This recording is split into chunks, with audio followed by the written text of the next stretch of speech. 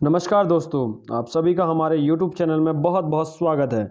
जैसा कि आप सभी लोगों को पता है कि हम लोग यहाँ पर करते हैं डेली के बेसिस पे यूपीएससी मेंस आंसर राइटिंग की प्रैक्टिस। अगर आपको भी करनी है घर बैठे यूपीएससी मेंस आंसर राइटिंग की प्रैक्टिस फ्री ऑफ कॉस्ट, तो सिंपली आपने टेलीग्राम ऐप पे जाना है, सर्च बार में @PR पब्लिकेशन सर्च मारना है और चैनल से जुड़ जाना है। चैनल से जुड़ने के बाद आपको मिलता है ढेर सारा यूपीएससी से रिलेटेड कंटेंट जो आपकी यूपीएससी की प्रिपरेशन को इन्हांस करता है। देखिए अभी राइट नाउ अभी मैं PR पब्लिकेशन के चैनल पे ही हूँ जो टेलीग्राम चैनल पे है। देखिए डेली के बेसिस पे आपको एक क्वेश्चन प्रोवाइड किया जाता है। जैसे आज का क्वेश्चन 30 नवंबर ये क्वेश्चन आपके सामने आता है। पॉलिटी के लेक्चर्स, हिंदू के नोट्स, हिंदू का एनालिसिस और बहुत सारा ऐसा मटेरियल जो आपकी यूपीएससी की प्रिपरेशन को और बूस्टअप करता है। देखिए कल का क्वेश्चन था 20 नवंबर 2020 का एक क्वेश्चन आपको दिखता है। इसका भी हमने कल एनालिसिस किया। मींस जो भी क्वेश्चन हम डेली के बेसिस पे आपको प्रोवाइड करते हैं उसका कंप्लीट एनालिसिस में किस तरह से आपकी अप्रोच रहनी चाहिए, किस तरह से क्वेश्चन को ब्रेक करना है, किस तरह से क्वेश्चन को आपने टैकल करना है, राइट। कंप्लीट एनालिसिस आपको मिलता है PR पब्लिकेशन से जुड़ने के बाद। और डेली के बेसिस पे आपको एक क्वेश्चन प्रोवाइड होता है जिसका कंप्लीट एनालिसिस आपको PR पब्लिकेशन के चैनल पे डेली के बेसिस पे 7:30 से 8 बजे के बीच में आपको मिल जाता है। तो गाइज़ अगर आपको भी करनी है यूपीएससी की प्रिपरेशन घर बैठे तो आप हमारे कुछ पेड कोर्सेज भी अवेल कर सकते हैं। ये हमारे कुछ पेड कोर्सेज, अभी दिवाली चल रही है, इसमें 50% आपको डिस्काउंट मिल रहा है 14 नवंबर तक। इसमें हमारे दो प्लान चलते हैं। एक है ईयरली प्लान्स जो 499 रुपीज़ का था, वो प्रेजेंटली आपको 349 रुपीज़ का पड़ेगा। और एक है NCERT चैप्टर वाइज नोट्स वाला जो प्लान है जिसमें आपको 25,000 से ज़्यादा question, previous year question with chapter wise notes with subject wise, means पूरा फ्रेगमेंटेशन आप उसे पूछ सकते हैं। दिए गए नंबर पर आप हमें कॉल कर सकते हैं और इनकी जानकारी ले सकते हैं। और वो भी 499 रुपीज़ का था गाइस, उससे भी हमने 349 रुपीज़ तक 14 नवंबर तक इसको रख रखा है। और कंबाइंड अगर आप लेते हैं तो 649 रुपीज़ में ये प्लान टोटल आपको मिल जाता है, जो आपको मिलता था 1000 रुपीज़ के आसपास का गाइस। तो जल्दी से जल्दी अवेल कर लीजिए इन सर्विसेज को और घर बैठे यूपीएससी की प्रिपरेशन कीजिए। देखिए इससे पहले मैं आपको दिखाता हूँ, क्वेश्चन को डिस्कस करने से पहले मैं आपको अपने पेड ग्रुप के जो मेंबर्स हैं कि डेली के बेसिस पे कितने लोग डेली के बेसिस पे यूपीएससी मेंस आंसर राइटिंग की प्रैक्टिस करते हैं। देखिए गाइस 553 मेंबर्स हमसे जुड़े हुए हैं अभी तक, और इससे भी ज़्यादा जुड़ते रहे हैं। डेली के बेसिस पे मेंबर जुड़ते रहते हैं। देखिए डेली के बेसिस पे प्रिपरेशन होती है, डेली के बेसिस पे आंसर राइटिंग करते हैं और इनको हम लोग एनालिसिस बताते हैं किस तरह से आप इंप्रूवमेंट कर सकते हैं, राइट। ये सारी चीज़ें इनको प्रोवाइड करते हैं और डेली के बेसिस पर जैसे गाइस ये क्वेश्चन भी पूछते हैं, हम लोग उनका आंसर भी देते हैं। तो जल्दी से जल्दी PR पब्लिकेशन के साथ जुड़ जाइए और यूपीएससी की प्रिपरेशन घर बैठे कीजिए। तो गाइस चलिए डिस्कस करते हैं आज के क्वेश्चन को, किस तरह से आपने क्वेश्चन को टैकल करना था और किस तरह से आप उसका आंसर आप लिख सकते हैं, राइट। इसके बारे में हम लोग डिस्कस करेंगे। आज है 13 नवंबर 2020 यूपीएससी मेंस का क्वेश्चन आपको दिया गया था। ये आज की बारी थी प्रीवियस ईयर क्वेश्चन की, क्योंकि हम लोग डेली के बेसिस पे एक दिन आपको देते हैं प्रीवियस ईयर का क्वेश्चन, एक दिन देते हैं आपको करंट बेस, ताकि आपकी दोनों ही टाइप की प्रिपरेशन हो, होलिस्टिक आपकी प्रिपरेशन हो। 22 दिसंबर 22 जनवरी आप टोटली मेंस के लिए प्रिपेयर हो जाएं, क्योंकि फरवरी के बाद आपको टाइम नहीं मिलेगा। यूपीएससी प्रीलिम्स की तैयारी में आप जुड़ जाएंगे, मेंस के लिए आपका टाइम, मेंस के लिए अभी ही प्रिपरेशन की जाती है, आंसर राइटिंग अभी से ही करी जाती है, डेली के बेसिस पे आपको करनी होती है, राइट। तो आज की बारी थी प्रीवियस ईयर क्वेश्चन की। तो क्वेश्चन आपके सामने आता है, आपकी स्क्रीन में फ्लैश हो रहा होगा, और जो भी PR पब्लिकेशन के साथ जुड़ा हुआ है तो वो डेली के बेसिस पे रोज़ करते ही आंसर राइटिंग करते हैं। तो चलिए डिस्कस करते हैं आज के क्वेश्चन को, किस तरह से आपको ब्रेक करना है, किस तरह से उसमें से कीवर्ड छांटने हैं आपको, राइट, क्वेश्चन में से, और किस तरह से हेडिंग्स बनाई जाती हैं, डायरेक्टली कीवर्ड्स का क्या रोल रहता है क्वेश्चन में, कंप्लीट आपको बताते हैं इस एनालिसिस में, राइट। जो एनालिसिस रहेगा इसके सेकंड पार्ट में हम लोग हमारे जो पेड यूजर्स हैं उनमें से 2 कॉपीज़ को भी एनालाइज करेंगे। एक है जो हमारे पुराने मेंबर्स हैं जो फ्रेशर ने, और दूसरी कॉपी रहेगी हमारे फ्रेशर की। मीन्स आपको दोनों ही दिखाएंगे कि कितना इंप्रूवमेंट आपको देखने को मिलता है जब उन्होंने एज ए फ्रेशर ज्वाइन किया था और आज काफ़ी टाइम होने के बाद वो यूपीएससी मेंस आंसर राइटिंग की प्रैक्टिस करते हैं तो किस तरह का आंसर लिखते हैं। आपको दोनों ही चीज़ें आपको मैं दिखाऊंगा। तो चलिए डिस्कस करते हैं आज के क्वेश्चन को। देखिए जब भी हम लोग यहाँ पर PR पब्लिकेशन के साथ जुड़ने के बाद यूपीएससी मेंस आंसर राइटिंग की प्रैक्टिस करते हैं तो एक एल्गोरिथम फॉलो करते हैं। पुराने यूजर्स को सारा कुछ पता है कि किस तरह का एल्गोरिथम है, नए यूजर्स के लिए एल्गोरिथम को मैं रिपीट कर रहा हूँ, राइट। तो एल्गोरिथम इस टाइप का है कि सबसे पहले आपने क्या करना पड़ता है, हाईलाइट करना पड़ता है कि क्वेश्चन कितने वर्ड का लिखना है आपने, क्योंकि देखिए कहीं ना कहीं आपके सबकॉन्शियस माइंड में ये बैठना चाहिए, राइट। क्योंकि जैसे ही आप हाईलाइट कर देते हैं कि 150 वर्ड्स का है या 250 वर्ड्स का है तो आपके सबकॉन्शियस में वो बात पहुंच जाती है और आपको अपने पास से आप भटकते नहीं हैं। आपको पता चल जाता है कि मुझे 150 वर्ड्स का क्वेश्चन आपको दिया गया है तो आपको 1.5 पेजेस से 2 पेजेस के बीच में आपको आंसर लिखना है, क्योंकि यूपीएससी मेंस में आपको इतने ही स्पेस मिलेगा, इतने ही आंसर के लिए स्पेस आपको मिलता है। देखिए 150 वर्ड्स का मतलब क्या है, हाईलाइट करने का कारण क्यों कहता हूँ मैं आपसे, सबसे पहले हाईलाइट करने के लिए इसलिए कहता हूँ क्योंकि टाइम मैनेजमेंट सबसे पहले आपका क्या होना चाहिए। यूपीएससी में आपको 20 क्वेश्चंस मिलेंगे और 20 के 20 आंसर आपको 3 घंटे के अंदर लिखना। एग्जैक्टली वो 20 क्वेश्चन नहीं होते हैं, 20 से 30 से 35 क्वेश्चन वो पहुँच जाते हैं, राइट। अगर डायमेंशंस को अगर मैं काउंट करूँ तो क्या होता है, टाइम मैनेजमेंट बहुत बड़ा इफेक्टिव रोल अदा करता है। और यहाँ पर वर्ड लिमिट सबसे ज़्यादा, अगर वर्ड लिमिट से आप ज़्यादा लिख देते हैं तो आपका टाइम किसी दूसरे क्वेश्चन का आप टाइम कंज्यूम कर रहे हैं तो लास्ट में आपके लिए टाइम नहीं बचेगा। तो ऑलवेज मैं कहता हूँ कि हाईलाइट कर लें सबसे पहले वर्ड लिमिट को। तो वर्ड लिमिट में स्टिक आपको रहना है, सेकेंडली स्ट्रक्चर को फॉलो करना है, उसके बाद पॉइंट्स में आपने काम करना है। ये आपकी स्ट्रेटेजी रहनी चाहिए मेंस आंसर राइटिंग के लिए। तो आपने हाईलाइट कर लिया होगा 150 वर्ड्स में। देखिए गाइस, सबसे पहले है पेड यूजर से है या नॉन पेड यूजर से अपनी कॉपीज़ आप निकाल लीजिए और मेरे साथ अपने आंसर कॉपीज़ को चेक कीजिए, क्योंकि मैं ऑलवेज आप लोगों से कहता हूं जब आप खुद से अपनी कॉपीज़ को चेक करते हैं, अपनी गलतियों को खुद से देखते हैं तो आपका इंप्रूवमेंट, आपकी जो प्रोडक्टिविटी होती है वो 4 टाइम्स इंक्रीज हो जाती है। तो वर्ड लिमिट आपने हाईलाइट कर लिए तो एल्गोरिथम का फर्स्ट स्टेप कंप्लीट हो जाता है। इसके बाद हम लोग क्वेश्चन को पढ़ते हैं और क्वेश्चन को ब्रेक करते हैं, उसमें से हेडिंग्स छांटते हैं। तो क्वेश्चन हमारे सामने आता है, बहुत ईजी सा क्वेश्चन है, ज्योग्राफी का एक क्वेश्चन हमारे सामने निकल के आता है। How does the cryosphere affect global climate. जो क्रायोस्फीयर होता है वो ग्लोबल क्लाइमेट को किस तरह से अफेक्ट करता है, ये क्वेश्चन आपके सामने आता है। बहुत सारे जो विद्यार्थी हमसे हिंदी माध्यम से भी जुड़े हुए हैं तो उनके लिए प्रश्न बनता है क्रायोस्फीयर वैश्विक जलवायु को कैसे प्रभावित करता है। बहुत सिंपल स्ट्रेट फॉरवर्ड आपके सामने क्वेश्चन है, तो स्ट्रेट फॉरवर्ड ही आपने जाना है, राइट। इसमें ज़्यादा कुछ है नहीं, यहाँ पर डायरेक्टिव कीवर्ड है नहीं। एग्जैक्टली मैं इसको देखूँ तो ये डिस्कस टाइप का ही एक डायरेक्टिव कीवर्ड का सब पार्ट बन के निकल के आता है, क्योंकि डिस्कस एक डायरेक्टिव कीवर्ड है, इसके अंदर हम लोग इस टाइप का वर्ड यूज करते हैं। हाँ, व्हाट वाली फैमिली के एल्गोरिथम यूज करते हैं, व्हाट वाली फैमिली के चीज़ें यूज करते हैं, उसमें भी हेडिंग्स भी इसी तरीके से बनाई जाती हैं। देखिए अगर मैं क्वेश्चन को देखता हूं तो हाउ डज, किस तरह से क्रायोस्फीयर अफेक्ट करता है ग्लोबल क्लाइमेट को, तो यहाँ पर हमारे कीवर्ड आता है। देखिए वर्ड लिमिट आपने छांट ली, आपने डायरेक्टिव कीवर्ड्स देखा इसमें नहीं है, तो क्वेश्चन की तरफ अग्रसर करते हैं। तो पहला जो पार्ट आता है वो है हमारा कीवर्ड। तो कीवर्ड हमारे सामने क्या आता है, क्रायोस्फीयर। तो क्रायोस्फीयर आपका क्या है, कीवर्ड है। तो इसी के अराउंड हमारा टोटल क्वेश्चन क्या करेगा, रिवॉल्व करेगा, इसी के अराउंड ही आपको अपना आंसर लिखना है। तो क्रायोस्फीयर आपने लिख लिया, कीवर्ड आपने सामने छांट लिया। आप क्या करेंगे, सबसे पहले आएंगी हेडिंग्स। 2 हेडिंग्स आपकी बनेंगी इसमें। एक तो आएगी how global cryosphere affect global climate, या बोल सकते हैं आप affect of the cryosphere on global climate. ये हेडिंग्स आप बना सकते हैं। सिंपल हेडिंग बनानी है क्योंकि क्वेश्चन बहुत स्ट्रेट फॉरवर्ड था। पहली हेडिंग, उसके बाद क्या देंगे, उसके बाद आएगी जो नेक्स्ट हेडिंग आएगी, उसमें आएगी आपके मेजर्स आएंगे कि क्या क्या मेजर्स आप ले सकते हैं कि ग्लोबल क्लाइमेट इफेक्ट जो इफेक्ट पड़ रहा है वो पॉजिटिव इफेक्ट पड़े हमारे ग्लोबल क्लाइमेट में क्रायोस्फीयर का, तो उसमें आप लिख सकते हैं। तो उसके लिए आपने मेजर सॉल्यूशंस आपने देने पड़ेंगे, राइट। ये सारी चीज़ें आप लिखेंगे उसमें और लास्ट में कंक्लूजन के साथ क्वेश्चन को आप एंड कर देंगे। तो इस तरह से बहुत स्ट्रेट फॉरवर्ड था, सिंपल का क्वेश्चन था और ज़्यादा कुछ लिखने को था नहीं क्वेश्चन में। तो यही कुछ था। तो आप हम लोग डिस्कस कर लेते हैं क्वेश्चन के स्ट्रक्चर को। आंसर का स्ट्रक्चर कैसा होना चाहिए, आपको लिखना कैसे है। देखिए मैं ऑलवेज आप लोगों से कहता हूं कि एक स्ट्रक्चर को फॉलो करना है। देखिए जो मैंने चीज़ें अभी मैंने आपको बताई 2 मिनट पहले, वो बातें तो आपको याद रहनी है। मीन्स वही एल्गोरिथम आपको फॉलो करना है। वर्ड लिमिट को हाईलाइट कर देना है, कितने वर्ड लिमिट में है, उसके बाद कीवर्ड छांटना है, डायरेक्टिव कीवर्ड की तरफ मूव करना है और फिर उसके बाद आंसर के स्ट्रक्चर को माइंड में प्रिपेयर कर लेना है। उसके बाद आंसर लिखना स्टार्ट करना है आपने। उससे पहले अगर मैं बात करूं तो सबसे पहले आपका क्या होना चाहिए, यूपीएससी मेंस आंसर राइटिंग की फॉर्मेट में आपकी कॉपी प्रिपेयर रहनी चाहिए। जिसमें भी आप लिख रहे हैं, A4 साइज पेपर में आप लिख रहे हैं तो दोनों तरफ आपके यूपीएससी के अकॉर्डिंग ही मार्जिन होना चाहिए और ऊपर साइड से एक हॉरिजॉन्टल लाइन होनी चाहिए जिसके ऊपर आपका क्या होना चाहिए, क्वेश्चन को लिखा होना चाहिए। क्योंकि यूपीएससी कॉपी आपके सामने इस तरह से ही आएगी, आंसर शीट आपके सामने इस तरह की आएगी। तो सबसे पहले आप पहले से ही उस तरीके से प्रिपेयर हो जाएं, क्योंकि आप फैमिलियर हो जाएंगे UPSC mains answer writing copy के जब भी आप मेंस में आंसर लिखेंगे प्रीलिम्स क्लियर करने के बाद।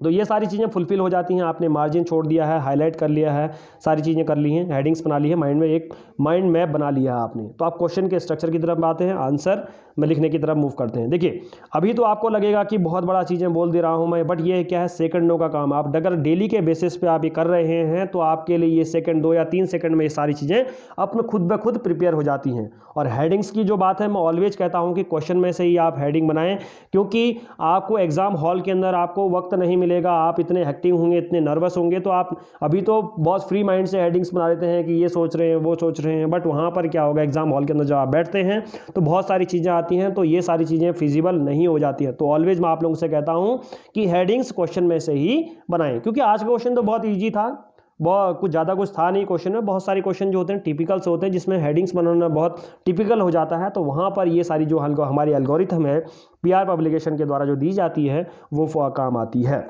और जो ये एल्गोरिथम है हर जगह काम आएगी आपकी, राइट। तो सबसे पहले आप क्या करेंगे, इंट्रो पार्ट में आएगा। तो इंट्रो पार्ट में आपको लिखना क्या है, सबसे पहले मैं ये बता दूं कि जिसने भी इस वीडियो को यहाँ तक देख लिया है तो वीडियो को लाइक कीजिए, चैनल को सब्सक्राइब कीजिए, राइट। और यहाँ के बाद वीडियो को स्किप ना करें, ये बहुत इंपॉर्टेंट पार्ट है, इसमें बहुत कुछ मैं चीज़ें बताता हूँ। जिस चीज़ को देखिए, ये वही बात हो जाती है, अगर आपने यहाँ तक वीडियो देख रखी है उसके बाद यहाँ पर से स्किप कर लेते हैं तो ये वही बात हो जाती है कि आपके पास little knowledge is dangerous thing. या तो आप नॉलेज ही नहीं लें, और लेते हैं तो पूरा कंप्लीट लें, क्योंकि मैं इसी जो आंसर स्ट्रक्चर है इसी के अंदर कंप्लीट चीज़ें बताता हूँ कि क्या छोड़ना है, क्या लिखना है, किस तरह की चीज़ों को आपने अवॉइड करना है, राइट। ये सारी चीज़ें मैं इसमें बताता हूँ। तो सबसे पहला आ जाता है हमारा इंट्रो पार्ट के अंदर जो चीज़ें आप लिखते हैं, राइट। एक होता है डाटा, एक होती है डेफिनेशन, राइट। या दूसरी बात होती है वो डाटा प्लस डेफिनेशन का कॉम्बिनेशन होता है। शुरुआत में जब आप आंसर राइटिंग कर रहे हैं, फ्रेशर के लिए है, तो आपने ऑलवेज डेफिनेशन का इस्तेमाल करेंगे, राइट। उसके बाद थोड़ा सा आप सीखने लग जाते हैं, अच्छे से डेफिनेशन आपको लिखनी आ जाती है, तो उसके बाद डाटा की तरफ भी आप मूव करेंगे। जब आपको दोनों ही चीज़ों में आप महारत पा लेते हैं, अच्छा आंसर लिख लेते हैं, अच्छा डाटा लिखने लगे हैं, अच्छे डेफिनेशन आप लिखने जाते हैं, उसके बाद आपको चूज करना है कि आपने इस क्वेश्चन में डाटा प्लस डेफिनेशन इस्तेमाल करनी है या नहीं करनी है, या डाटा ही यूज करना है या डेफिनेशन यूज करनी है, या आप पे रहने रहता है कि आपने क्वेश्चन के अकॉर्डिंग ही इन चीज़ों को चूज करना होता है। बट हेडिंग ऑलवेज आपको दो ही तरीकों से बनेगी, डबल डी के तरीके से, डेफिनेशन या डाटा या दोनों का कॉम्बिनेशन, राइट। ये इंट्रो पार्ट यहाँ पर खत्म होता है। तो आपने क्रायोस्फीयर को क्या बता दिया होगा, डिफाइन कर दिया होगा, और उससे रिलेटेड आपने डाटा भी दे दिया होगा कि हमारे एटमॉस्फेयर में क्रायोस्फीयर कितना रीजन कवर करता है, राइट। इस सारी चीज़ें आपने डाटा दे दिया होगा।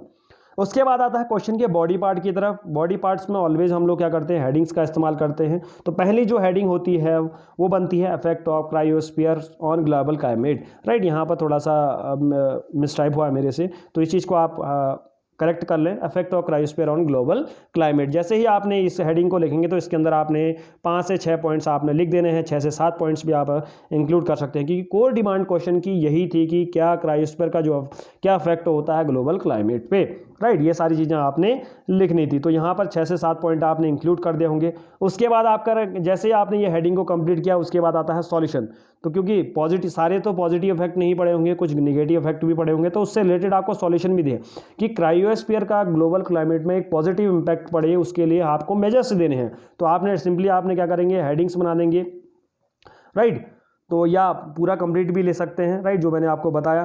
तो हेडिंग्स आप कुछ भी बना सकते हैं, बट यहाँ पर मैं सॉल्यूशन भी दे सकता हूँ या मेजर्स भी लिख सकता हूँ। आपने मेजर्स लिखे, यहाँ पर से 4 से 5 मेजर्स लिख दिए, या 5 से 6 मेजर्स आपने लिखे, जितने भी आपके पास आते हैं, जितने भी आपके माइंड में क्लिक होते हैं, ये सारे मेजर्स आपने लिख दिए, राइट। अगर मैं बात करूँ तो 50, 50, 50, 150 वर्ड्स आपके कंप्लीट हो गए।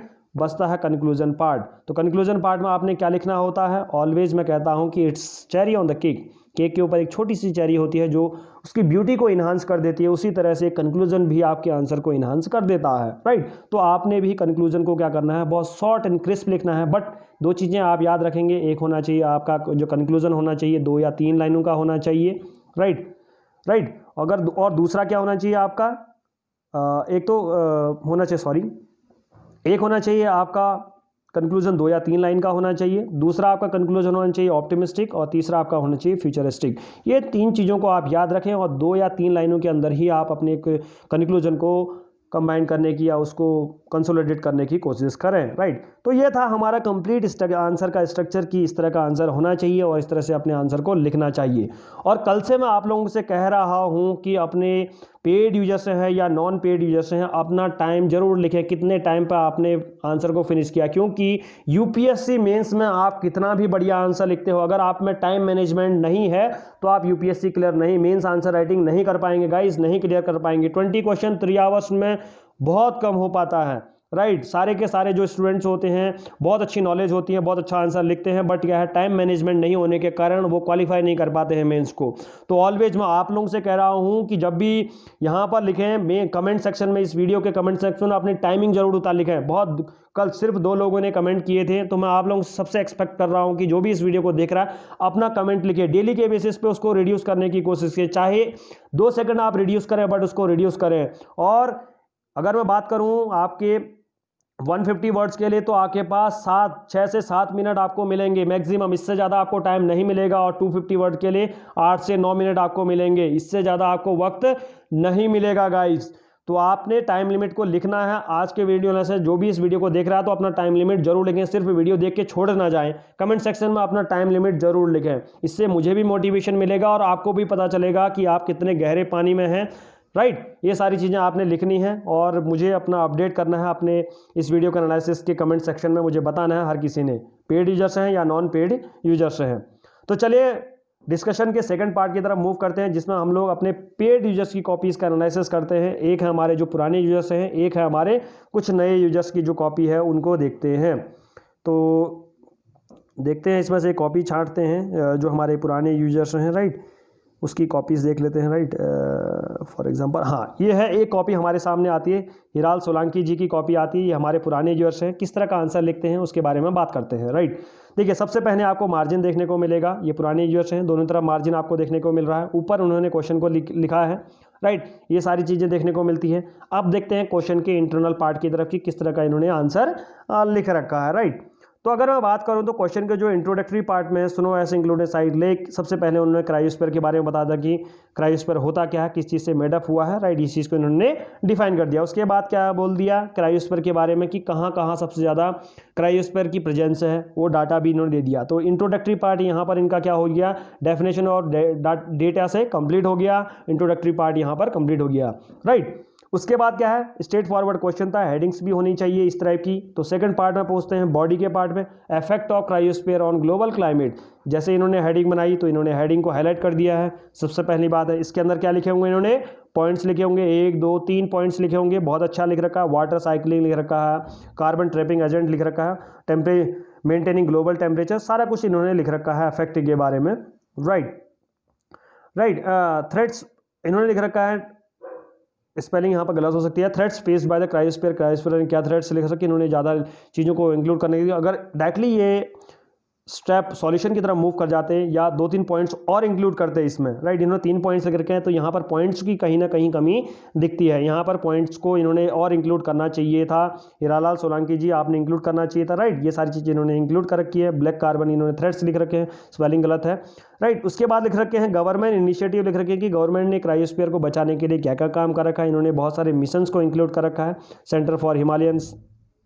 राइट, उसके बाद है स्टेप टू प्रोटेक्ट क्रायोस्फीयर। तो प्रोटेक्ट क्रायोस्फीयर को प्रोटेक्ट करने के लिए क्या क्या स्टेप्स लेने चाहिए, मेजर्स आप ले सकते हैं कि पॉजिटिव इंपैक्ट पड़े और किस तरह से प्रोटेक्ट किया जा सकता है। ये हेडिंग्स भी बढ़िया है, आपने प्रोटेक्ट लिख रखा, गुड, पे मोर अटेंशन, डिमांड एक्शंस, इन्होंने उसके अंदर सब हेडिंग्स बना रखी हैं। अगर ये अपने पॉइंट्स में इस तरह से स्टेप्स ना बना के लिए इस तरह से भी लिख रखा है, पर बेटर है। बट उसके अगर वो सिंगल पॉइंट्स में अगर ये अपने पॉइंट्स को और लिखते तो और बेटर आपका आंसर खिल के आता हीरालाल सोलंकी जी। और सबसे पहली बात है आपने वर्ड लिमिट से एक्सीड होकर काम किया है। राइट, इस चीज़ को आप अगर ध्यान में देता है, देखिए ऑलवेज मैं आप लोगों से कहता हूं कि वर्ड लिमिट पे जरूर ध्यान दें।